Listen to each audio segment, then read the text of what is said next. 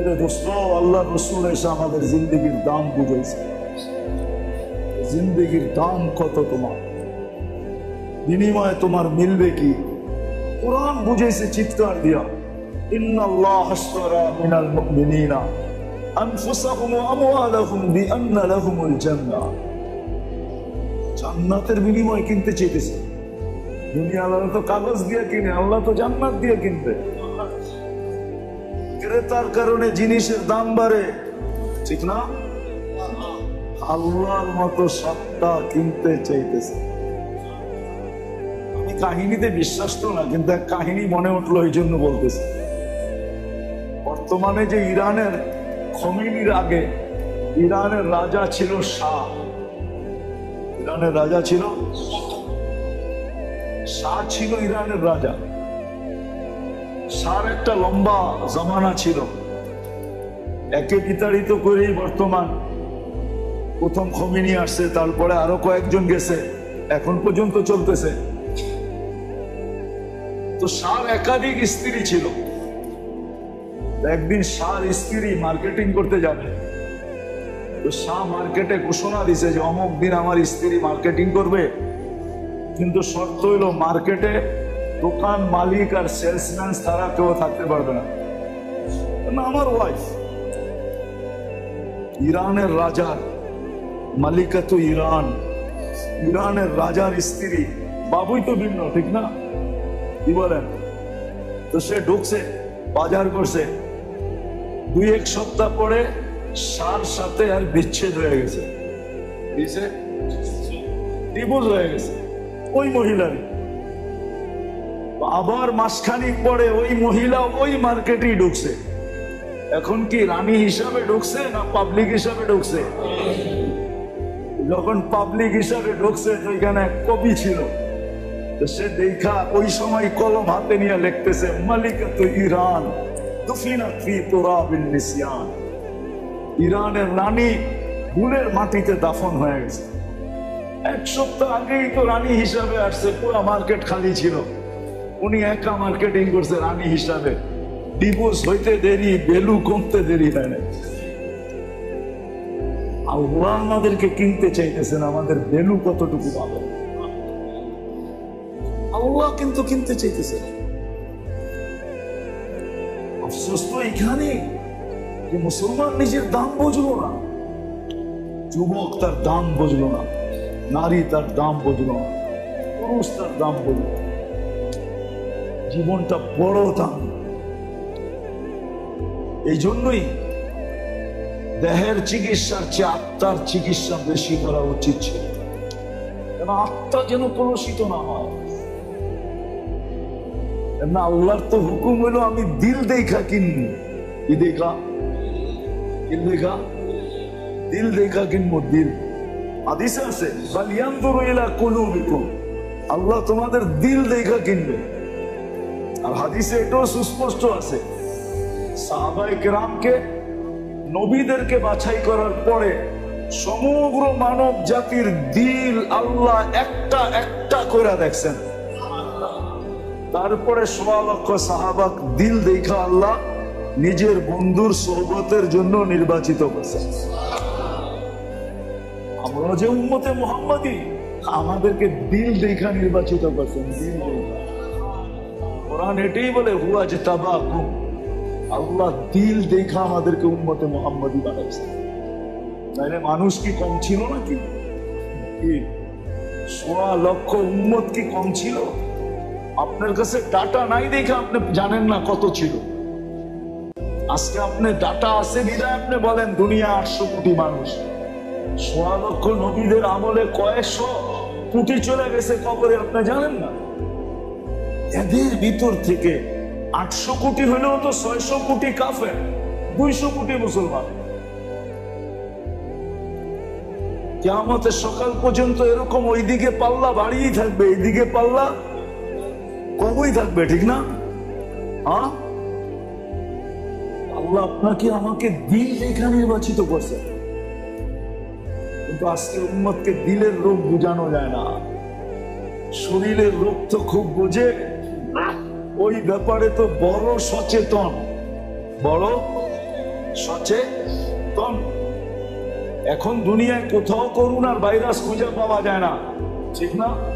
তারপর বড় বড় অফিসে দেখবেন মাস্ক পরে করে, ঠিক না? কি না করে না?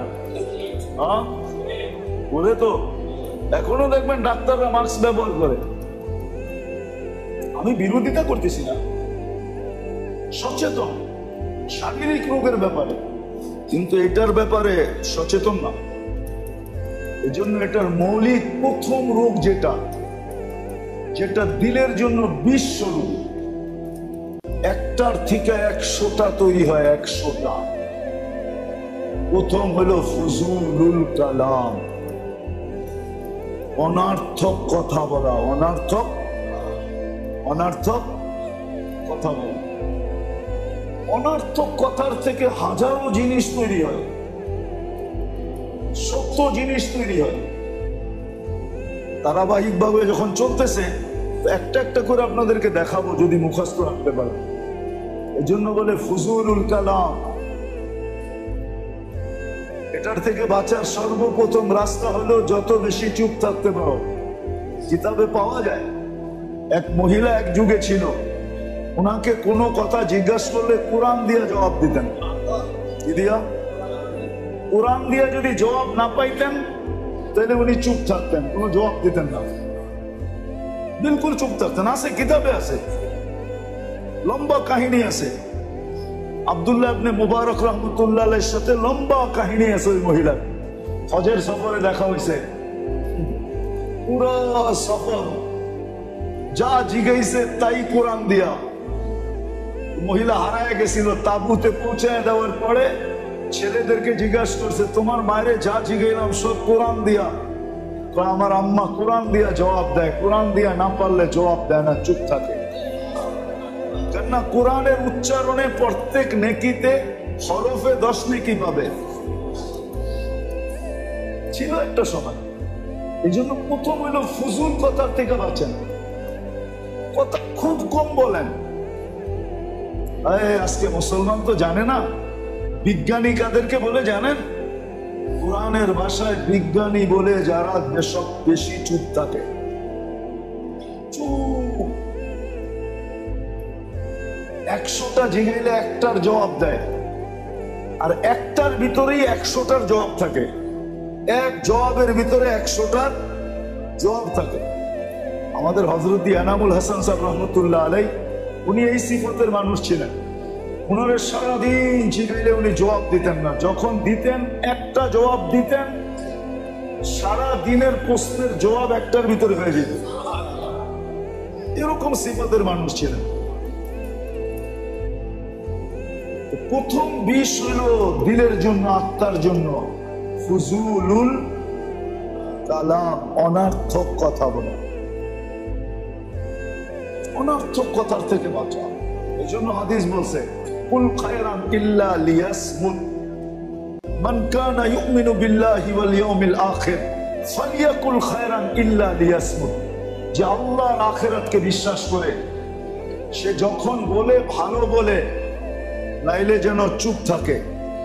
বলছে ভালো কি? বা 3টা ভালো, এর বাহিরে একটাও ভালো না।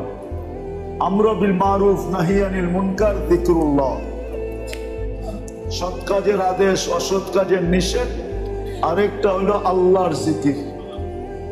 এই 3টা আপনার পক্ষে যাবে, বিরুদ্ধে যাবে না। বাকি সব বিরুদ্ধে যাবে। এই জন্য মেরে দোস্ত, আজকে যেটা বলতেছিলাম, যদি আলী রাদিয়াল্লাহু তাআলা আনহুর কওল হলো, যেই ব্যক্তি দিলের দাম জানে না, ওর কাছে ওর জিন্দেগির কোনো দাম নেই।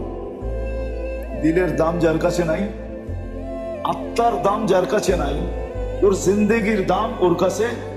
এটা আলী রাদিয়াল্লাহু তাআলা আনহুর ফতোয়া, আমার না। এই জন্য মেরে দোস্ত, আমাদের জিন্দেগির বড় দাম, আত্মার বড় দাম।